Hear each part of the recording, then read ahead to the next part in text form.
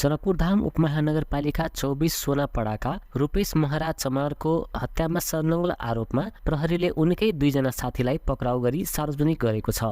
औरही गाउँपालिका 6 चक्कर टोल घर भई हाल जनकपुरधाम 24 बसैया बस्ने पवन सहनी र बसैया मुसहरी टोलका हरिजन मण्डल पक्राउ परेका छन्। उनीहरूलाई प्रहरीले सार्वजनिक गरेको छ।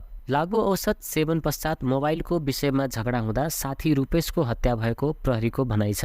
कार्तिक 10 गते इस्कन मन्दिर नजिक धान खेतमा महराको शव भेटिएको थियो।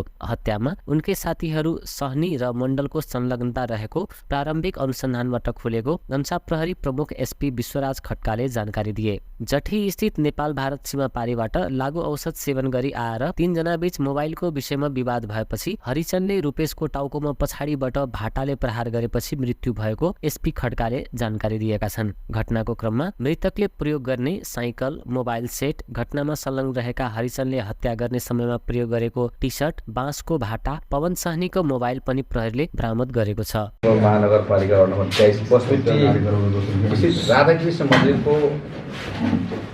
देखि बेलाटोल जाने बाटो साइडतिर कच्ची सडकको पूर्व किनारमा एउटा फेकन मुखियाको धानबाली लगाएको खेतमा, यो धानबाली हो, खास खेत थियो, त्यसको नाम जोडिएको। यसमा नाम थर वतन नखोलेको भन्दा 24 वर्षको व्यक्ति अनुहार टाउको भागमा रगत जसो रातो पदार्थ लागि मृत अवस्थामा फेला परेको हामीलाई खबर प्राप्त हो। त्यो प्राप्त भइसकेपछि तत्कालीन म र मेरो टिम लगायत सम्पूर्ण टोली हामी त्यहाँ यो अनुसन्धानको अधिकृतको टोली हाम्रो टोली त्यहाँ पुग्यो र पुगिसकेपछि हामीले सम्पूर्ण प्रारम्भिक अनुसन्धान गऱ्यौँ र त्यसमा हामीले डग स्निफिङको कुरा पनि डगलाई पनि ल्यायौँ। हामी अलिकति चाहिँ शङ्कास्पद देखियो। त्यसमा चाहिँ के थियो भन्दाखेरि टाउकोमा चाहिँ नि रगत देखिया छ, पुल अफ रगत पनि छ र एउटा सिक्री चाहिँ नि घाँटीमा चाहिँ नि देखिरहेको थियो। हामीले प्रारम्भिक अनुसन्धानमा सिक्री लुटिया छैन, चोट सामान्य छ, घिसारेर फालेको देख्ने बेला हामीलाई चाहिँ यो हत्या नै हुनुपर्छ र हत्यामा पनि कुनै किसिमको चाहिँ लुटपाटको होइन कि व्यक्तिगत रिसिभीका कारणले हुनुपर्छ भनेको हामीलाई प्रारम्भिक अनुसन्धान र त्यो फेल भयो र हामीले डग पनि हामीले चाहिँ त्यति बेलामा डग पनि हामीले युज गरेका थियौँ। डगबाट पनि धेरै कुराहरू चाहिँ हामीलाई सहयोग पुग्यो। पछि हामी अनुसन्धान क्रममै जाँदाखेरि उनको जुन अज्ञात थियो त्यो व्यक्ति मृतक, उसको नाम चाहिँ पछि हामीले खुलायौँ। यो यही जनकपुर उपमहानगरपालिका वडा नम्बर 24 सोनापेडा बस्ने फुलगेन चमारको छोरा अन्दाजी वर्ष 24 को रूपेश महाराज चमार भन्ने कुरा हामीलाई चाहिँ शनाख्तबाट खुल्न आयो। त्यही किसिममा हामीले अनुसन्धान प्रक्रिया अगाडि बढाउँदै गयौँ। उसँग यो भाइको एउटा साइकल चढेर गएको र मोबाइल पनि साथमा रहेको भन्ने हिसाबले साथीहरूलाई बोलाएर गयो भन्ने किसिमको चाहिँ गर्दाखेरि साथीभाइकै बिचमा चाहिँ के हुनुपर्छ भन्ने हामीलाई अलिअलि आशंका पनि भयो।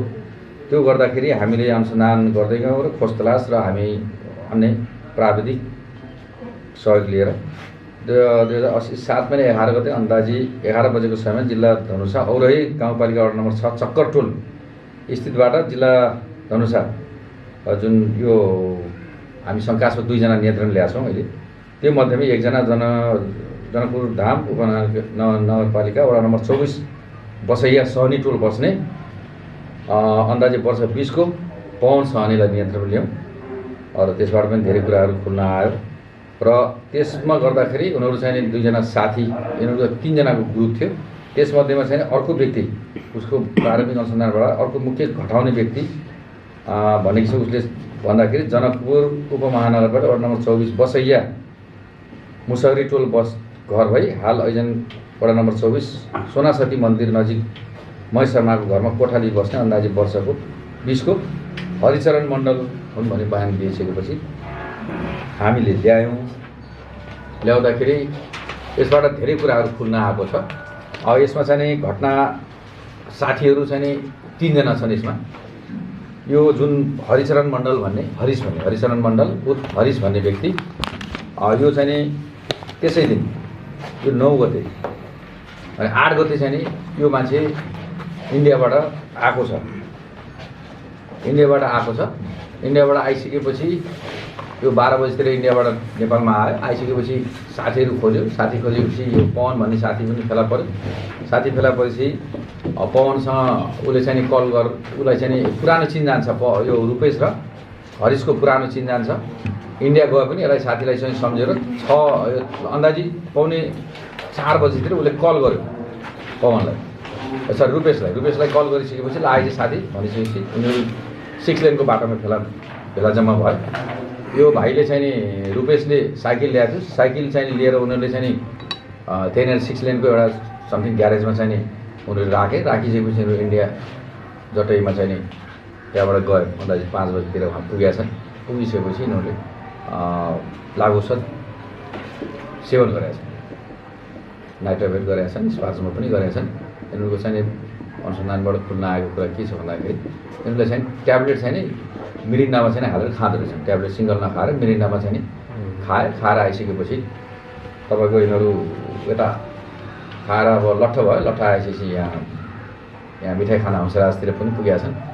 पुगिसकेपछि यहाँनिर एकदम मोबाइलको विषयमा विवाद भएको छ। यिनीहरू यो चाहिँ नि साथीको रूपेशको मोबाइल, हरिशको मोबाइल नभएर गाना सुनेर मोबाइल माग्ने बेलामा अलिकति सामान्य बसमा पनि विवाद भएको छ र यहाँ पनि विवाद भएको छ। गर्दै जाँदाखेरि यिनीहरू अन्दाजी 9 बजीतिर 9:15 बजीतिर यहाँबाट हिँड्दै उहाँ गयो दुधमतीको पुल लिएर गयो। दुधमती पुल लिएर जाने बेलामा फेरि चाहिँ नि 3जना छन्, पवन छ, हरिश छ, रूपेश छ। 3जना साथै बसिया छन् र हरिश र रूपेश मृतक बीच सामान्य मोबाइलका विषयमा चाहिँ विवाद हुन्छ। विवाद भइसकेपछि थोरै अगाडि पुलदेखि दक्षिणतिर जाने जो घटनास्थल भएको छ, पुलदेखि अन्दाजी घटनास्थल 300को हाराहारीमा छ। त्यहाँ गइसकेपछि यसले मोबाइलको विषयमा माग्ने बेलामा अब एकदमै ऊ चाहिँ नि जुन मृतक छ उसले चाहिँ 10वटा ट्याब्लेट खान्छ। 10वटा ट्याब्लेट खान्छ भने यो जुन व्यक्ति छ मार्ने अब 2जना ग्रुप छ यिनीहरू 4-4वटा ट्याब्लेट खान्छ उनको भनाइअनुसार। ऊ अझै झ्याप छ। अब त्यसले चाहिँ मागिसकेपछि उसले चाहिँ यो हरिशलाई चाहिँ धकेलिदिन्छ र यहाँ चोट लाग्छ। चोट लागेपछि रिसाउँछ। रिसाइसकेपछि त्यहाँ नजिकमा भेटेको भाटा बाँसको भाटा छ। घटनास्थल हामी त्यो ल्याउँछौँ पनि। भाटा भेटिसकेपछि अगाडि चाहिँ रूपेश हुन्छ, पछाडि 2जना साथीहरू हुन्छ। उहाँ पछाडिबाट चाहिँ यसले भाटाले चाहिँ साथीलाई अब प्रहार गर्छ। एक पटकमा चाहिँ एटेम्प गर्छ, कुममा लाग्छ, अर्को पटक गर्ने साइडमा लाग्छ र ढल्छ। ढलिसकेपछि अब यिनीहरू पारा चाहिँ अब होसमा छैन। यिनीहरू सबै रक्सी त्यो ट्याब्लेटै खान्छ। खाइसकेपछि उसले चाहिँ हेर्छ 2जना साथीले के हो ढल्यो अब उठाउनु कोसिस गर्दाखेरि उठ्दैन। नउठिसकेपछि एकछिन त होस थियो भन्छ उनीहरूले। एकछिन होस थियो। होसपछि पछि बोलेन भनेपछि डरायो यिनीहरू। डराइसकेपछि अब यो मरेको क्या भनेको त्यो 2टा मिलेर चाहिँ घिसारेर धानको बाली फालिदिन्छन्। अन्दाजी त्यति बेलासम्म 9:30 बज्छ। फालिसकेपछि यिनीहरू चाहिँ भागेर चाहिँ त्यो रातभरि त्यो मान्छे बेहोस छ। तत्कालीन अवस्थामा उपचार पाएको त्यो मान्छे बस्थ्यो। बिग ब्लड पनि छैन। त्यो रातभरि चाहिँ छ। तब पुल अफ रगत चाहिँ त्यहाँनिर गरेको छ। धानमा पनि छ। ब्लड ब्लिडिङ हाई ब्लिडिङ भएर त्यो गाह्रो हुन सक्ने र अब पोस्टमार्टम रिपोर्टमा अन्य कुरो पनि आउला त्यो पनि भएको छ। ब्लन्चिङ चाहिँ छ। बाँसको भाटाले चाहिँ ब्लड फोर्स हाने पनि छन्। त्यो गरेर भएको छन्। भागिसकेपछि हामीले चाहिँ अहिले नियन्त्रणमा ल्याएछौँ र आज तपाईँहरू समक्ष यी 2जनालाई पेश पनि गर्छौँ।